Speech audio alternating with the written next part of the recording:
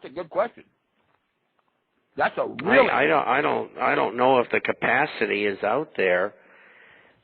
You can't, even in a voluntary bankruptcy, it's pretty hard to keep operating unless somebody moves in with the cash to keep it going. And, of course, they'll be guaranteed their money by the court. But to keep it running, I've never seen anything quite like this. It's pretty complex. Do you think it's going to get? I have a trucker here that just IM'd me, a former United States Marine. After 10 years in the United States Marine Corps, I've been driving a truck for 22 years, with 15 of that with Aero Trucking.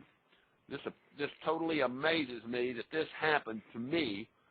The only great thing about this is I own my truck. I leased it to Aero, but here I am, stuck out in the middle of Cheyenne, Wyoming, and I'm having to negotiate with the company that owns the pipe that I have on my truck to get the pipe delivered to them and get some funds.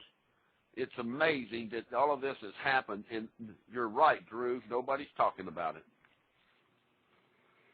Well, they will, and I understand.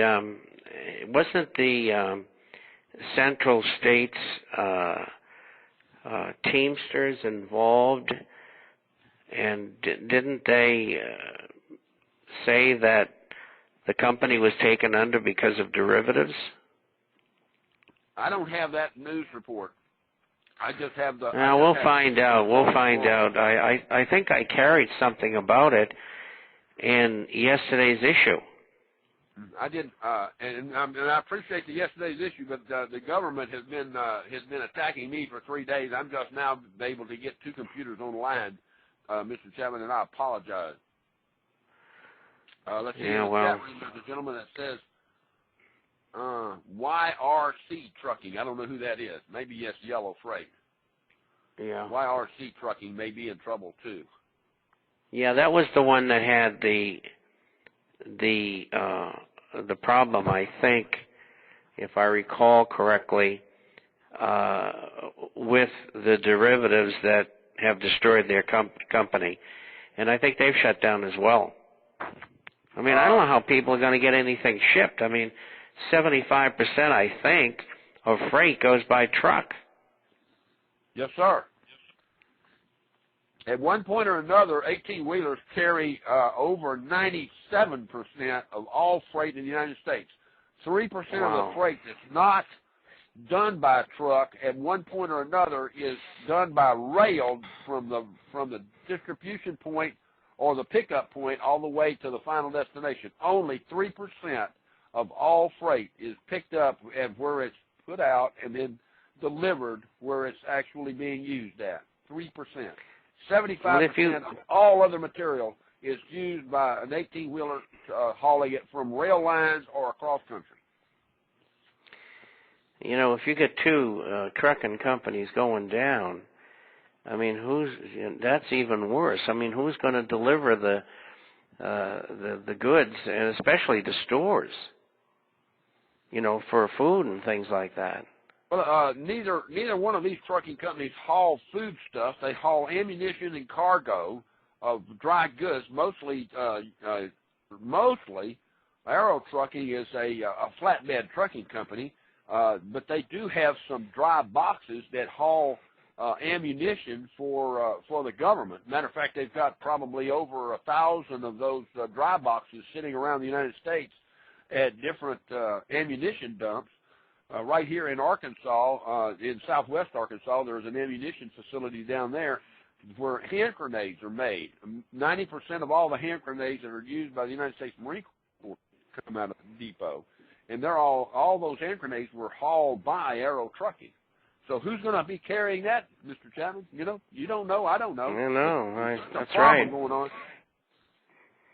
You got to tell those people down there to make those hand grenades a little lighter. I always had a hell of a time trying to throw them. You Well, know, I these don't know. movies the movies make you laugh. You see this guy rear up like he was pitching in Yankee Stadium and throw a grenade. Well, as you guys all know, it doesn't work that way. No. Not in this world. Not in real life. No, the first time I saw an actor throw a grenade, it was like it was a baseball pitcher. I looked at that. I looked at the popcorn I was eating, and I said, "Oh God, there's no reality in this movie. I can see this now."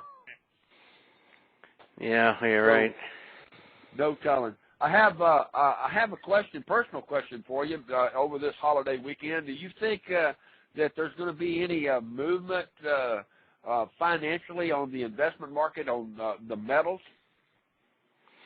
Well, first of all, gold surprised everybody, and today it moved up $10.80 an ounce. Now, that's on low volume and a very short trading session, but it was still up, and we were looking at the February month up $12.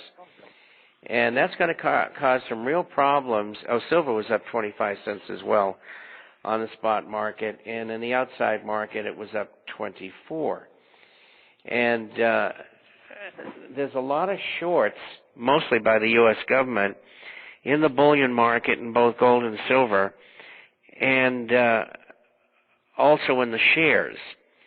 And in addition to that, on Tuesday is gold option exploration on the COMEX, and that's a place where they trade the commodities as well as gold and silver. And if somebody has an option to buy, say, gold at $1,100 an ounce, and it ends up on Tuesday at $1,115, well, they're in the money.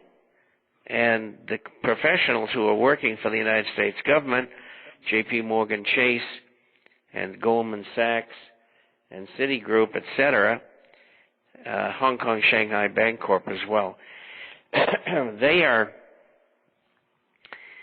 going to try to knock gold back down again on Monday and Tuesday because they don't want those options to expire in the money. And last month, they lost billions and billions of dollars. So it's going to be interesting to see on Monday and Tuesday how the market shapes up.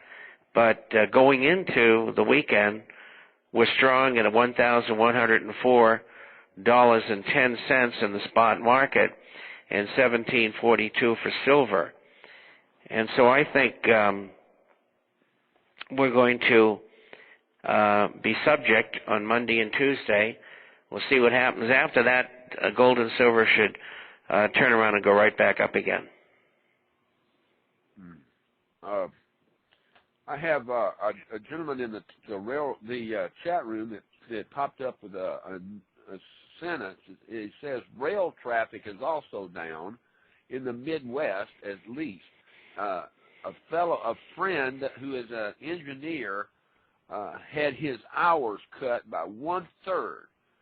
So, Mr. Chapman, with what you just said about gold and silver going up, and what may happen next week, what kind of effect with all of this with this traffic on the trucking industry, the traffic with the rail industry? How is that going to affect the financial investment market?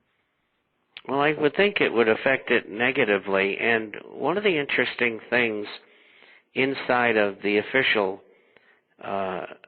reporting of statistics by the BLS, the Bureau of Labor Statistics, is they have a figure for unemployment called U6. And within that figure is the short-term unemployment, which you see, they're calling it 10%. And then in there you also have people who are no longer collecting unemployment checks, people who are discouraged, and people who are working part-time, which prompted me to bring this up. And the part-timers are only averaging 33.1 hours of work per week. And I guess this engineer is going to join those ranks. But they number close to 10 million people. So that means that a U6 type unemployment is around 25 million people, if you include the ones I just mentioned. So real unemployment is 22%. And the Federal Reserve has been, for the last 6.5, 7 years, and continues to create money and credit to keep the system from being swept under by the undertow of deflation. And that's why we're seeing inflation figures finally starting to go up again.